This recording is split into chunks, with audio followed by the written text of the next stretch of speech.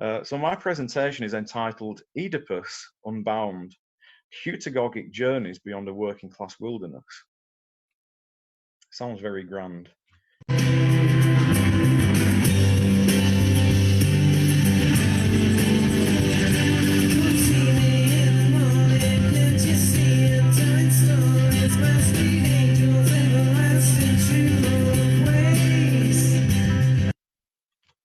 Now, I've started with a piece of music, and you can see on the slide that it's a song called Telling Stories by the Charlatans. And the reason why I've picked this is because my presentation today is in the form of a story. So I'm going to be telling you aspects of my biography, my heritage, where I come from, the experiences that I've had.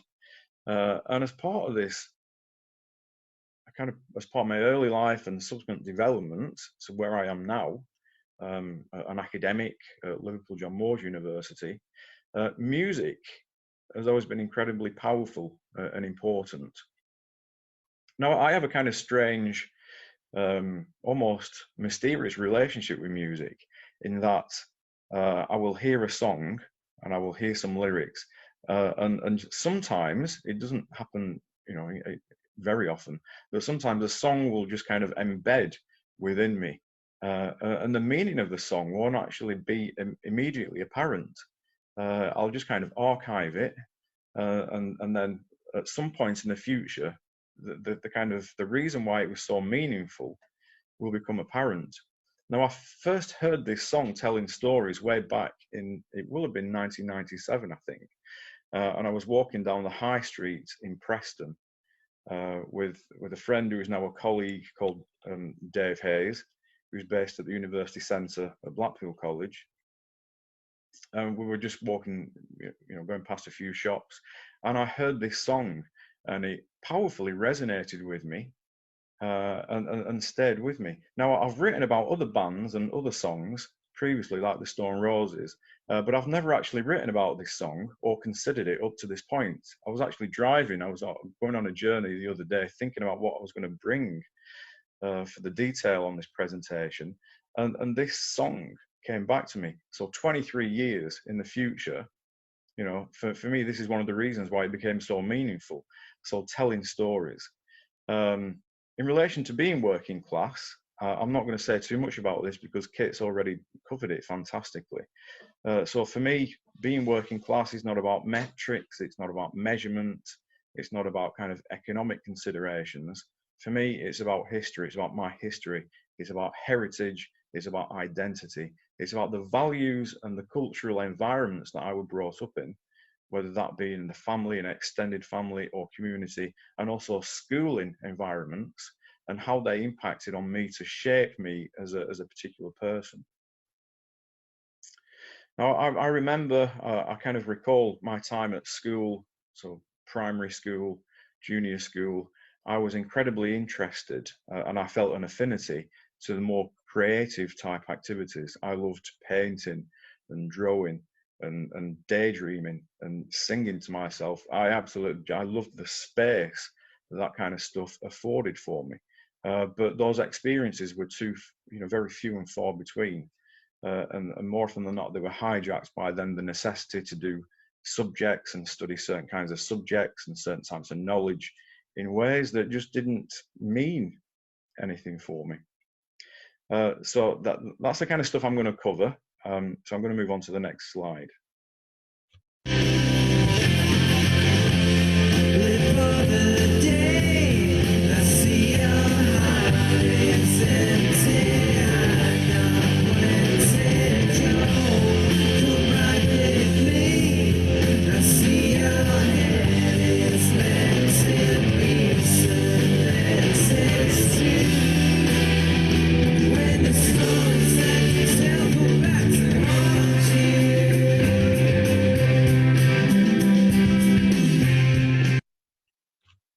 I'm just going to pick out that kind of the key lyric there for me, when the stories that you tell come back to haunt you.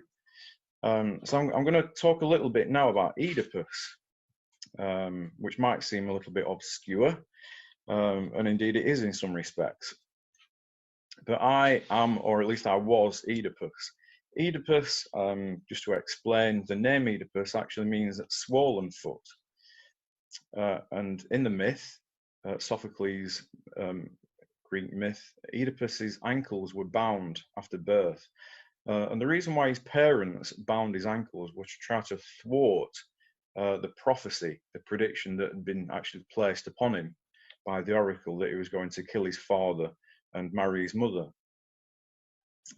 So his ankles were bound, but ultimately he did actually pursue his kind of fate, his destiny, so that the kind of binding of the ankles didn't work in that sense. So for me, I'm not going to talk about my mum and dad in this presentation for many reasons.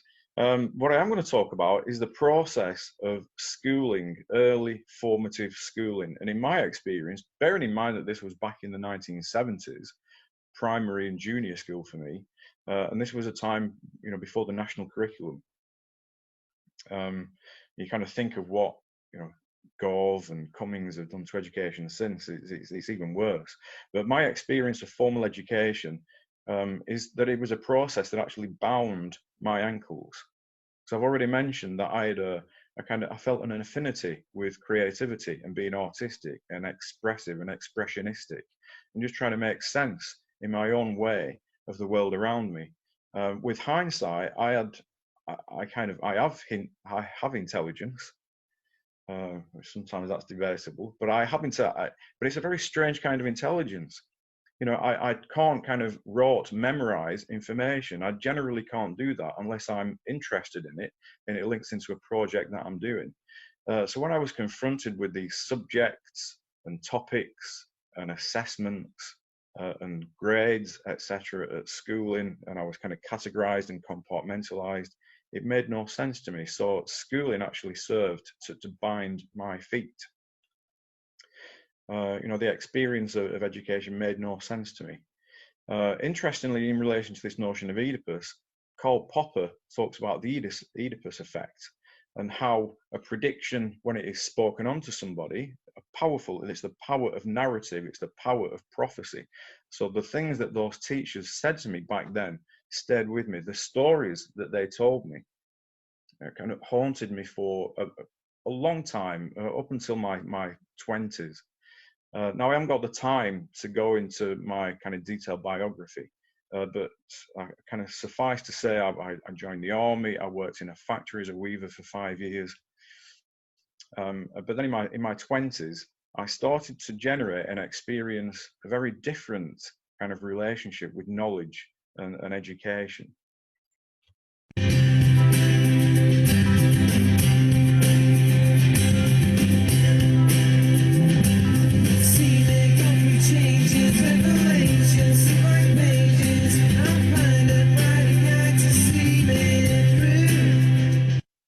So moving on to brighter days, shall we say. So telling stories as liberation. And just picking up on the lyric, which again resonated with me all the way back in 1997. I had no idea why, but now it makes perfect sense to me. Revelations to blank pages. So how did I move beyond a heritage that didn't recognize and value higher education and university? Because of my abysmal educational performance as part of my formal educational experience, I left school with very few qualifications. It didn't make any sense to me, and to be perfectly honest, I wasn't bothered at that point. It just seemed totally meaningless. But then in my 20s, music, as I've already mentioned, another reason, music became all the more important. I kind of started to almost think about myself, reflect back on myself and my social positioning at that point. I started to question, why had I had this working class life, these working class experiences?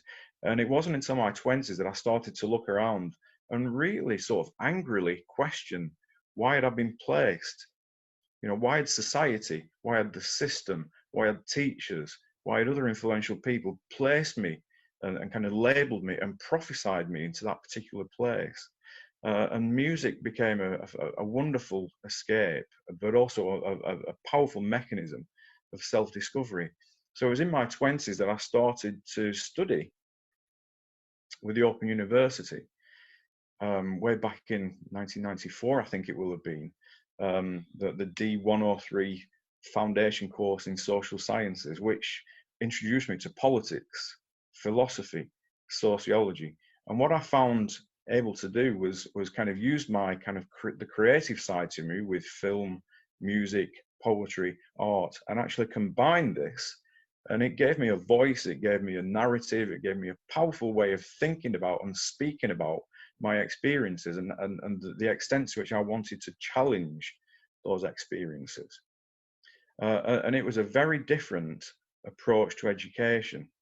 I know that things have changed now in kind of further and higher education, and it is much more constricted. But way back in the early 90s, early to mid 90s, I found, and I'm thankful that I found, that there were some lecturers that were kind of prepared to allow me to, in a sense, vent my anger, because there were things I needed to explore.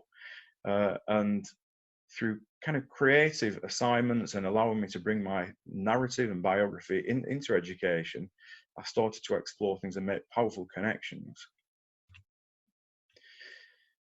So this, importantly, I'm going to start to tease out just a few concepts in a minute, because I'm a philosopher of education and I just feel that I have to do it.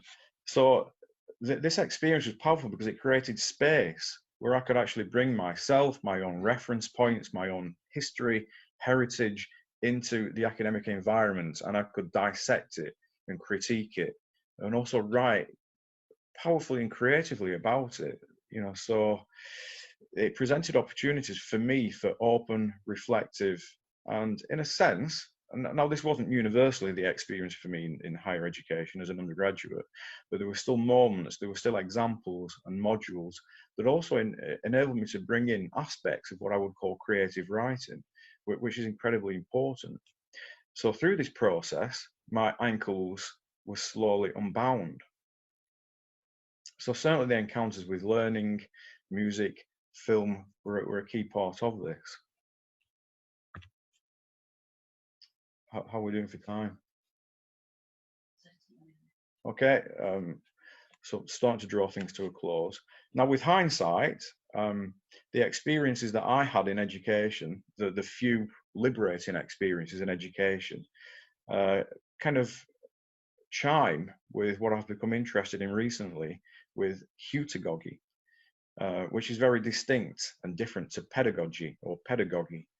So pedagogy is a kind of traditional approach to education, which translates as to lead the child, to lead the boy, paidos, agogos. Whereas heutagogy is an approach to knowledge and learning engagement that is based on self-determined learning. It was only developed from the year 2000 onwards, and there's kind of key publication there that you can see in 2013. And it's based on this notion of heuriskein, to self-discover. And it's also significantly influenced by Carl Rogers' work on non-directive teaching. Now, these are important because they allow space for people to explore, think about, make their own connections, and to make sense of their own narrative in relation to, a more formalized learning environment. So this is something that I've become increasingly interested in, and I try to incorporate this now into my own practice, because this was the stuff that enabled me to start to change my life and to challenge the heritage and move beyond the heritage. No, I'm not going to use those terms. To actually utilize my heritage in powerful ways. Also linking into this, I'm interested in the work of Michel de Certeau, and his work on the blank page, the dynamic power of the blank page. Because I've been talking about prophecy and prediction and prescription, and my experience of formal education, certainly in the early days, was based on a prescribed model of already established knowledge. There was nothing there for me to inhabit. I just had to memorize information, and it didn't work for me. Whereas for de Certeau, this idea of the blank page, offering learners a blank page to create, to start to inhabit a space. So as it says there, a non-populated blank page harbors a power, and a power to be free, to create, and to write something new. So to start to, I'm nearly there, I'm going to bring things to a close. So ultimately, just to make some connections back to where I started, and the charlatans, you know, so a charlatanic system, and my early experience of this, it imposed alien expectations, but through being afforded space to engage with and create knowledge in my own way, co-create knowledge in that sense, I've actually learned to transgress the haunting prophecies. Thank you. Any questions?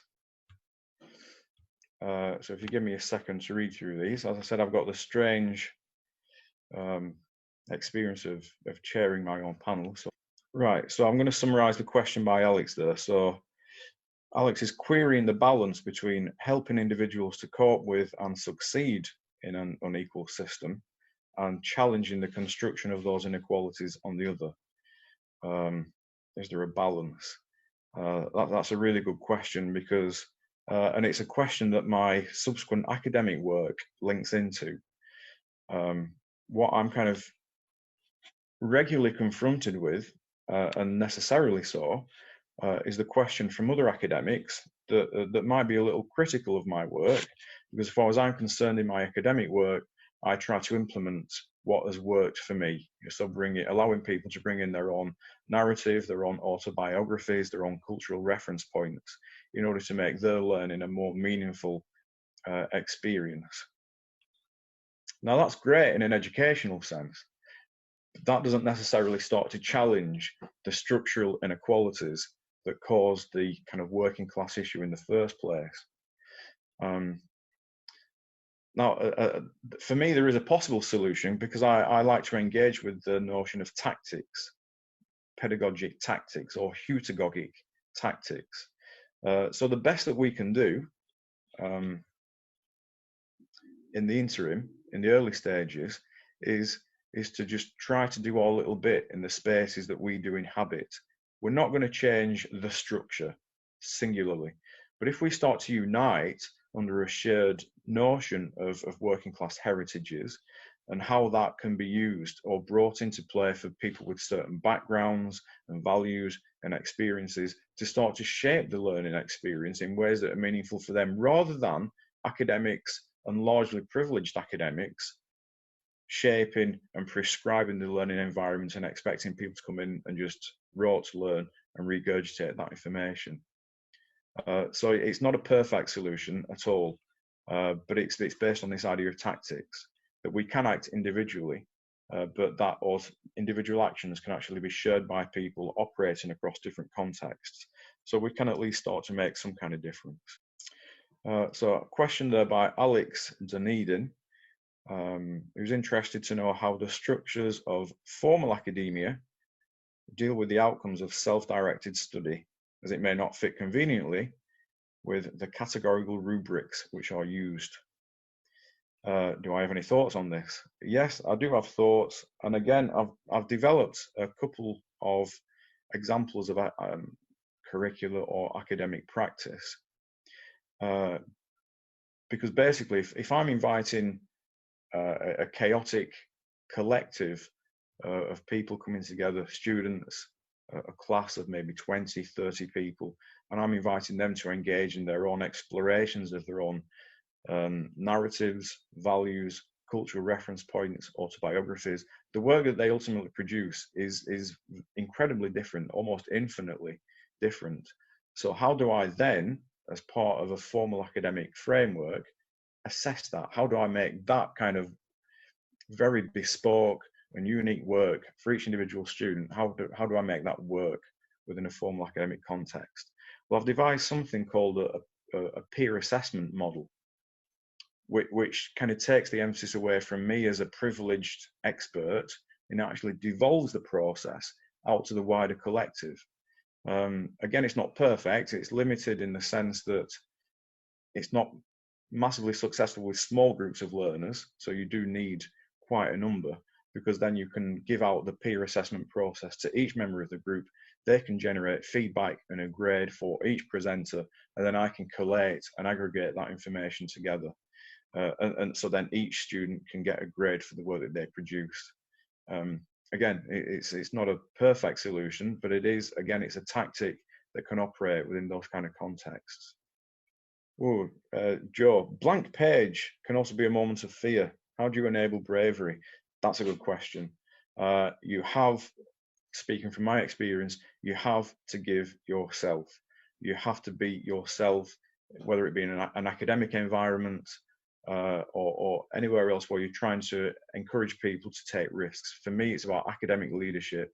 If I'm expecting other people to take risks, I have to take the risks first. So it is about brave, encouraging other people to be brave, but I have to be brave first. I have to reveal myself if I'm asking other people to, engage in these kinds of activities.